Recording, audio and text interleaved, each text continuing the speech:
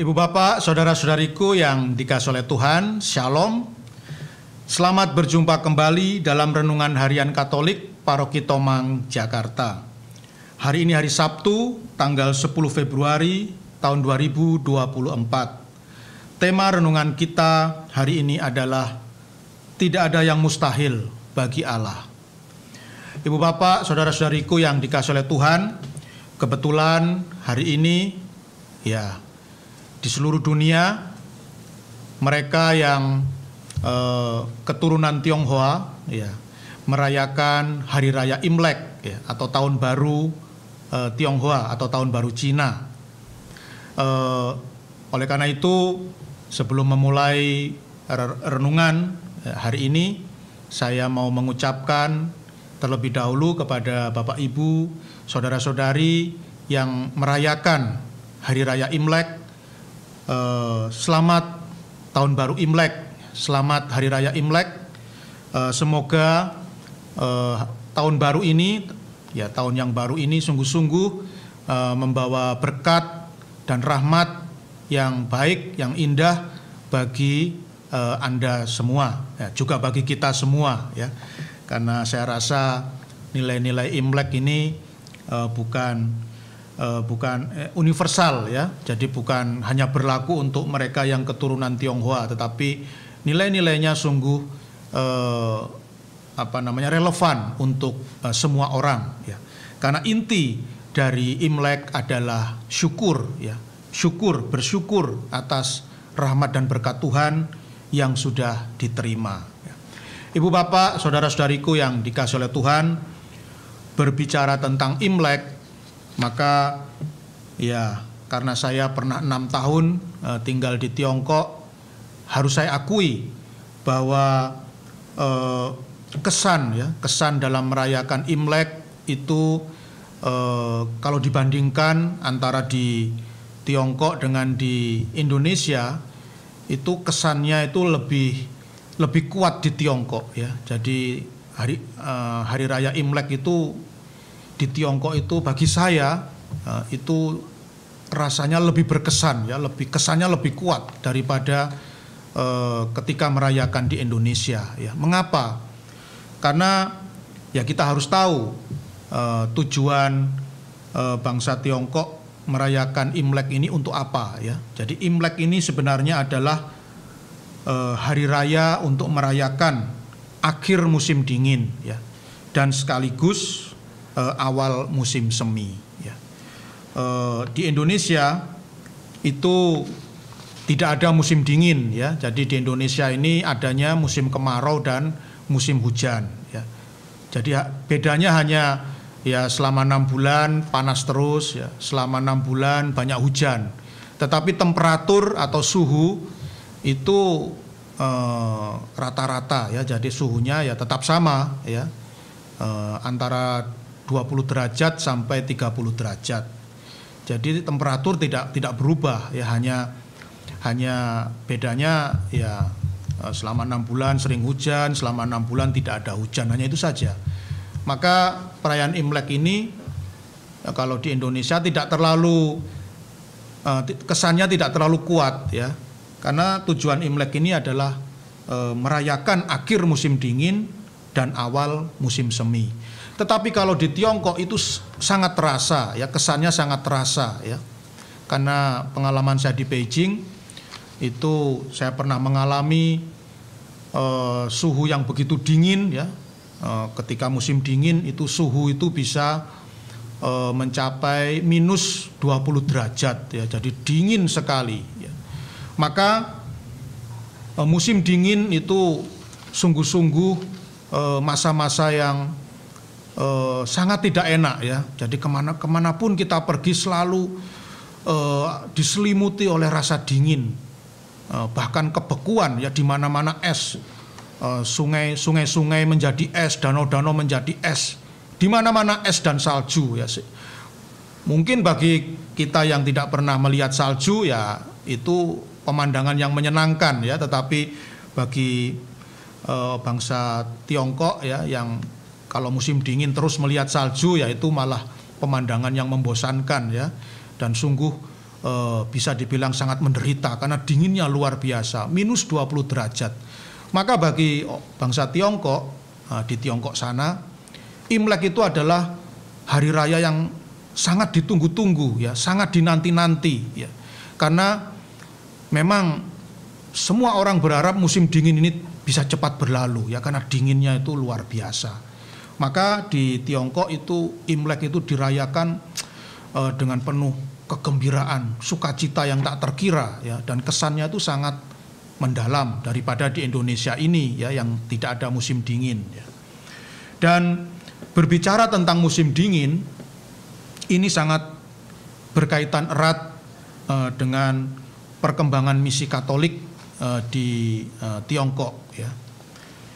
Ada sebuah cerita tentang Matteo Ricci, ya. Jadi di zaman Matteo Ricci, ya, Santo Matteo Ricci, beliau adalah misionaris pertama atau orang pertama yang membawa iman Katolik ke negeri Tiongkok, ya, namanya Santo Matteo Ricci.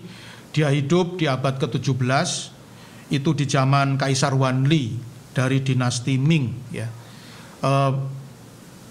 Pengalaman hidup dari Santo Matteo Ricci ini menjadi harta rohani yang berharga bagi umat Katolik Tiongkok sampai hari ini, ya. Jadi ada sebuah kisah ketika itu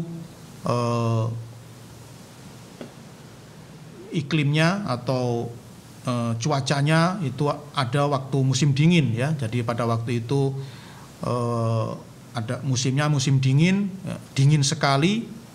Dan ketika musim dingin di masa yang lalu, ya, di zaman kaisar-kaisar itu, karena musim dingin ini begitu dingin dan seluruh negeri ditutupi oleh salju, maka orang tidak bisa apa-apa, ya, bisanya hanya tinggal di rumah saja, ya.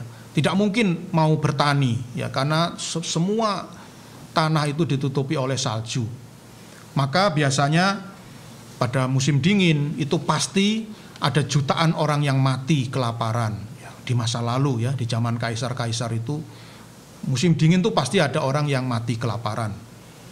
Dan maka yaitu hari raya Imlek itu sungguh-sungguh dirayakan dengan penuh sukacita dan kegembiraan, ya, karena orang di Tiongkok, ya, bangsa Tiongkok mampu melewati musim dingin ini dengan selamat, ya. Kalau di dalam keluarga itu tidak ada satu orang pun yang mati karena kelaparan, itu adalah mujizat yang luar biasa, itu adalah berkat yang luar biasa dari Tuhan. Maka kemudian mereka merayakan dengan penuh gembira dalam hari raya Imlek, ya.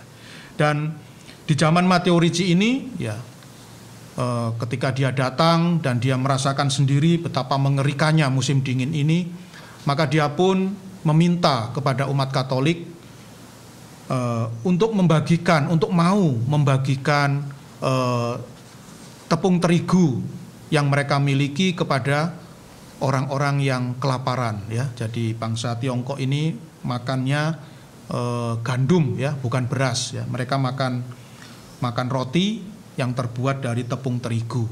Maka Santo Matteo Ricci meminta kepada semua umat Katolik pada zaman itu, ya, abad ke-17 itu, kalau ada tetangga yang kehabisan tepung terigu, bahkan yang mungkin menderita kelaparan, umat Katolik harus mau membagikan tepung terigunya kepada tetangga yang membutuhkan, ya.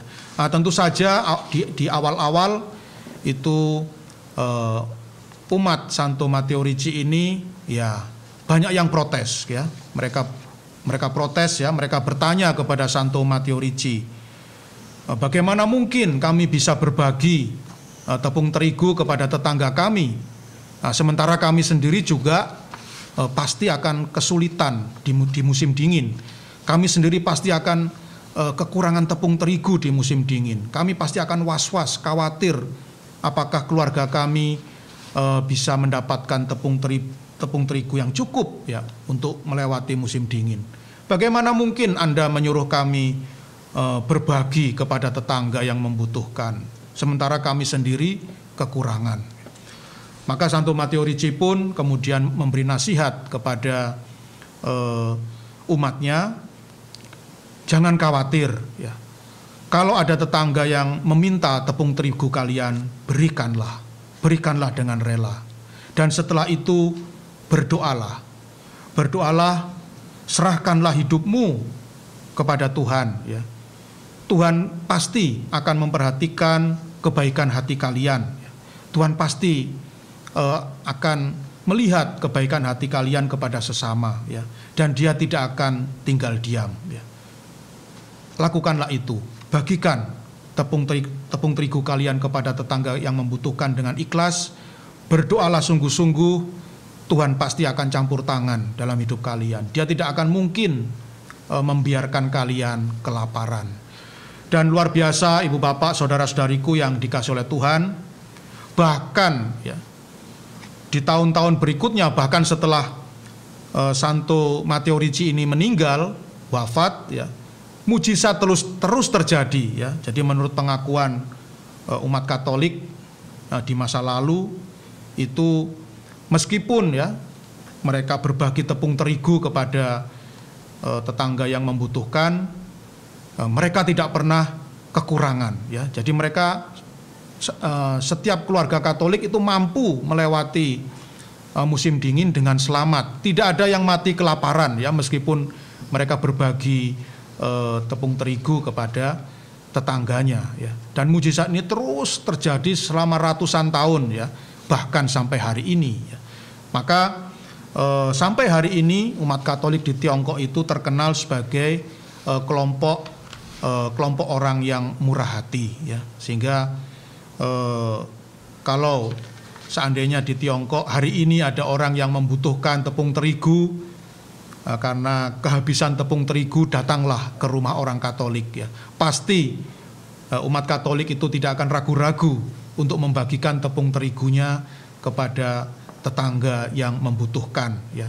Dan mereka betul-betul memegang teguh apa yang dipesankan oleh Santo Matteo Ricci ya. Setelah membagikan tepung terigu, berdoalah ya. Berdoa sungguh-sungguh ya. Dan yakinlah bahwa Tuhan pasti akan campur tangan dalam seluruh kehidupan kalian ya. Pesan Santo Matteo Ricci ini dipegang teguh oleh umat Katolik di Tiongkok sampai hari ini. Dan memang menurut pengalaman saya selama menjalankan karya misi di Tiongkok, saya tidak pernah mendengar ada umat Katolik, ada keluarga Katolik yang mati kelaparan, kekurangan tepung terigu ya. Semuanya dicukupkan oleh Tuhan ya. Luar biasa. Ibu bapak, saudara-saudariku yang dikasihi oleh Tuhan, dalam Injil Markus bab 8 ayat 1 sampai 10 yang dibacakan dalam perayaan Ekaristi hari ini, dikisahkan tentang ya sebuah kisah yang sangat terkenal, yaitu kisah tentang penggandaan roti, di mana ya ketika Tuhan Yesus melihat para pengikutnya, orang-orang yang terus mengikutinya, yang jumlahnya tidak main-main ya, jumlahnya ada ribuan, mereka kekurangan makanan. Maka kemudian Tuhan Yesus menyuruh para muridnya untuk memberi mereka makan ya. Tetapi apa daya, para murid hanya memiliki 5 roti dan 2 ikan.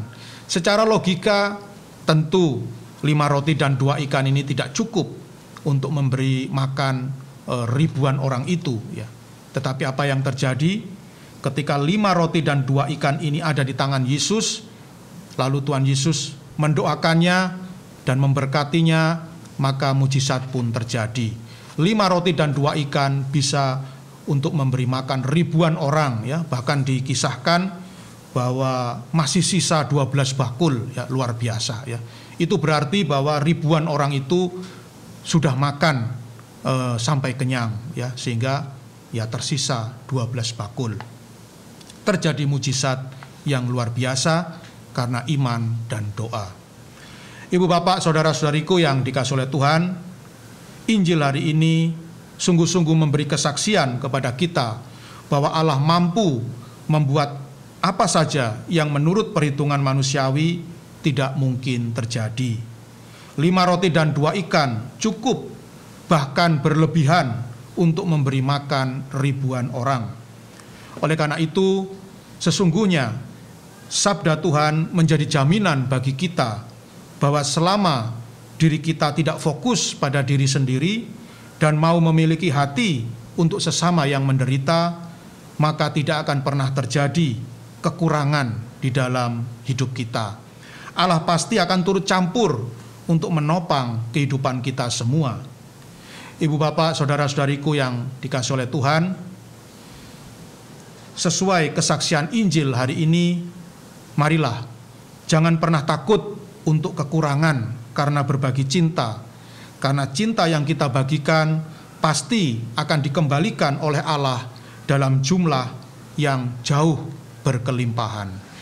Tuhan memberkati.